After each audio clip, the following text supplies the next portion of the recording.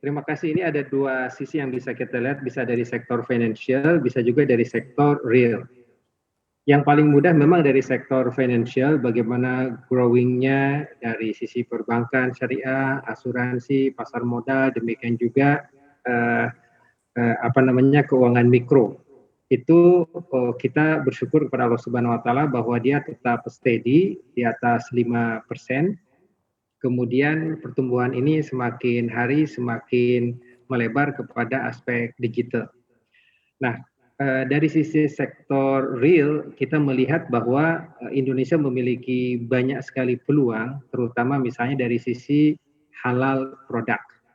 Demikian juga modest fashion. Demikian juga concern dengan kosmetika, itu juga sangat-sangat besar. Demikian juga traveling juga sangat-sangat besar. Termasuk juga education yang berbau Islami juga sangat-sangat besar. Apatah lagi produk-produk sehat, kita melihat pertemuan antara produk sehat dengan produk sunnah yang berbasis madu, yang berbasis jahe, yang berbasis bekam, itu juga sangat digemari. Nah, di samping itu kita melihat ada sekitar 4 atau 5 faktor yang bisa mendorong ekonomi syariah bisa growing lebih bagus. Yang pertama adanya bonus demografi. Bonus demografi dari umur 16 hingga umur 60-an itu dinikmati oleh umat Islam Indonesia. Karena jumlah terbesar di Indonesia adalah kaum muslimin, maka yang berkontribusi dari sisi bonus demografi juga adalah umat Islam. Jadi ini adalah satu market yang penuh keberkahan. Yang kedua, si muslim juga sangat besar, sekitar 210 juta. Dan adanya yang ketiga, growing middle class. Nah, middle class ini bisa mencapai 135 juta. Jadi ini ada satu potensi yang sangat. Ini akan tambah bagus kalau nanti ada pertemuan dengan kebijakan pemerintah untuk alokasi APBN. Mungkin saya akan berbicara setelah berikut ini.